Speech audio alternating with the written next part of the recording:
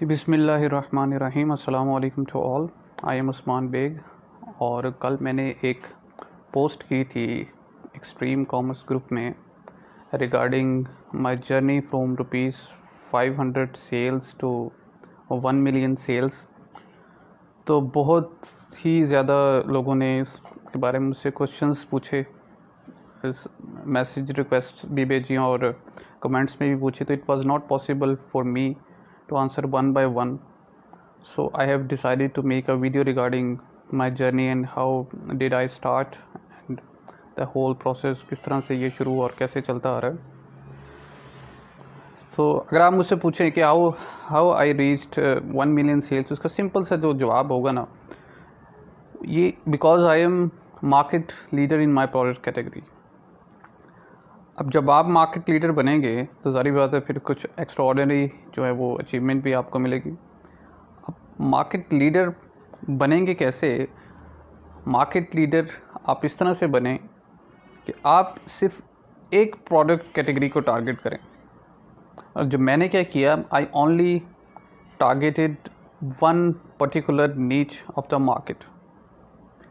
I have seen many sellers what they are doing, इधर उधर से तस्वीरें लगा दी, इवन के दराज के दूसरे सेलर्स की तस्वीरें कॉपी करके लगा के आप जो है वो चीज़ें, कोई इन्वेंट्री नहीं पास, तो जो ऑर्डर आ रहा है तो आप जो मार्केट में जा रहे हैं और चीज़ें लेके आ रहे हैं। No, that's not the way of doing the business.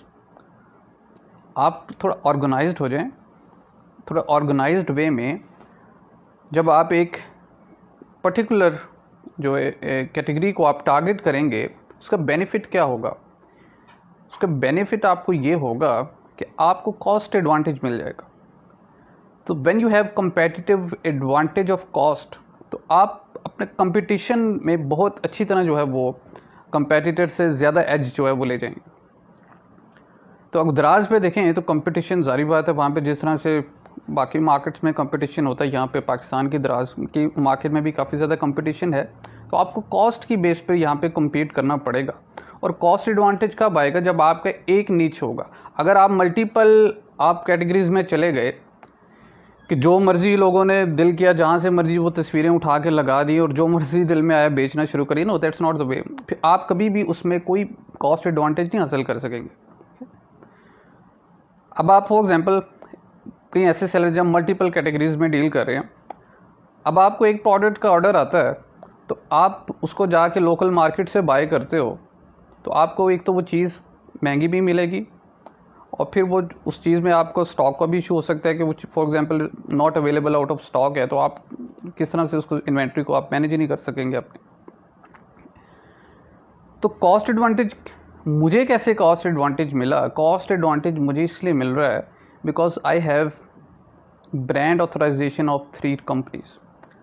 अब मेरी जो सोर्सिंग हो रही है, मेरी जो सोर्सिंग किसी रिटेलर या किसी होलसेलर से मैं चीज़ें नहीं ले रहा, मेरी सोर्सिंग डायरेक्ट मैन्युफैक्चरर से हो रही है। और जब मैं डायरेक्ट मैन्युफैक्चरर से ही चीज़ें ले रहा हूँ और एक ही कैटेगरी के ले रहा हूँ, तो जारी बात है वो भी मुझे फिर एक्चुअल में जो होलसेल प्राइस जिसको हम बोलते हैं, यहाँ जो आपकी जो कॉस्ट एफिशिएंट जो आप ये सस्ती परचेज़ है वो आपको पॉसिबल हो सकती है। अदरवाइज़ अगर आप मल्टीपल कैटेगरीज में जाओगे, आपका कॉस्ट एडवांटेज ही नहीं रहेगा, आप सस्ती परचेज़ कर ही नहीं सकोगे।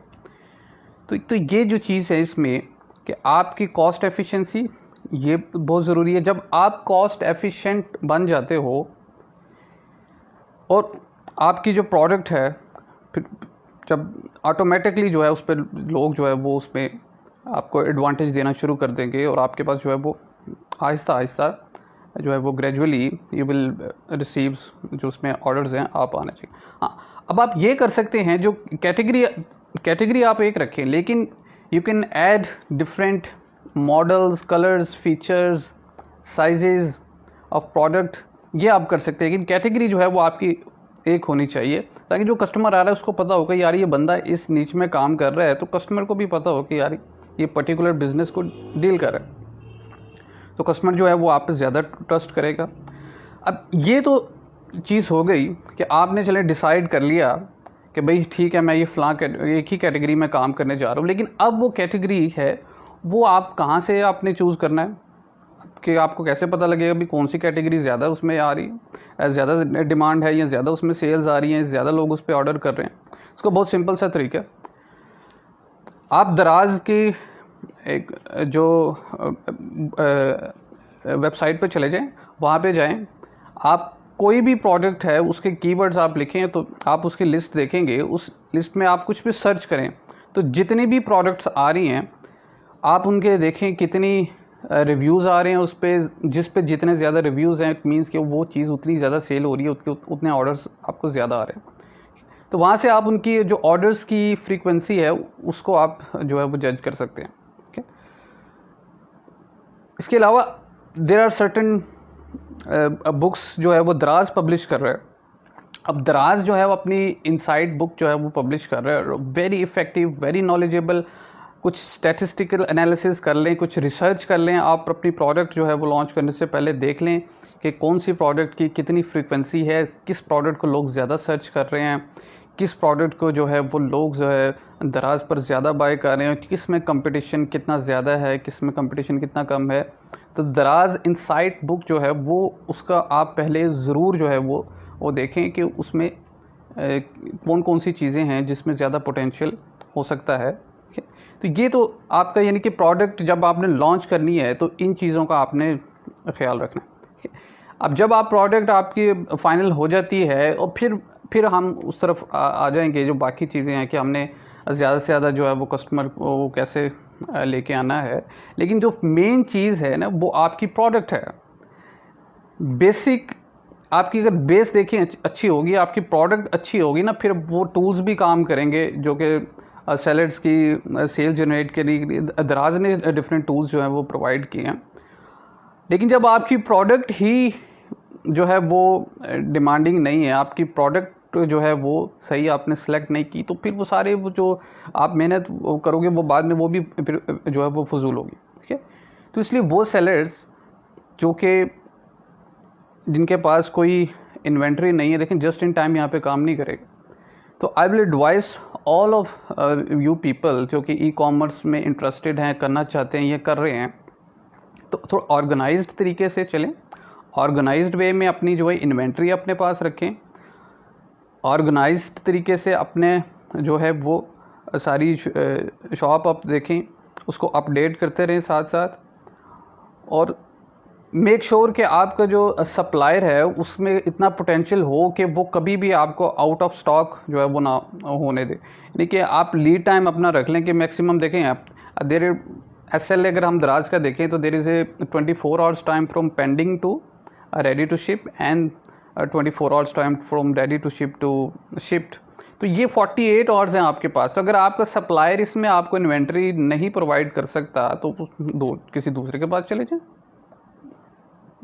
अब होलसेलर्स तो भरे हुए हैं, वो तो आपको चीज़ें बेचने के लिए तैयार बैठे हैं ना। आपने तो कस्टमर को बेचना है। होलसेलर तो दराज पे नहीं आके बेचेगा, क्योंकि वो तो इस तरह से एक एक दो पीस नहीं बेचेगा। जब B2C पे आप काम कर रहे हैं तो यू हैव टू उसमें आपको चीज़ें जो है वो एडजस्ट करनी पड़ेगी। तो ये सारी चीज़ें हैं। अब शुरू में जो है वो सारी बात है, जब देखें मैं तो दराज पे तब से हूँ कि जब उसको अली बाबा ने एक्वायर नहीं किया था, तब से मैं इस पर काम करूँ, एंड देन ग्रेजुअली जो है वो अब देखें अगर आपकी प्रोडक्ट पे रिव्यूज़ आना शुरू हो जाते हैं और कस्टमर जो है वो ट्रस्ट और आपकी पॉजिटिव रेटिंग्स जो हैं वो 80+ में चली जाती हैं, तो ऑब्वियसली आप फिर टॉप रैंक में आएंगे, और टॉप रैंक में जब आप आएंगे तो कस्टमर आप पे ऑर्डर भी करेगा। लेकिन remember, before starting this journey the right product is the key to success. तो इस सिलसिले में अगर किसी को मेरी सर्विसेज चाहिए तो I am ready to serve. अगर किसी को कोई प्रॉब्लम आती है आप मुझे उसमें मुझे मैसेज जो है वो कर सकते हैं। तो आई होप कि आप लोग जो हैं वो इसको चीज़ों को जो है वो सही तरीके से ऑर्गेनाइज तरीके से लेके चलेंगे तो इंशाल्लाह you will get better results.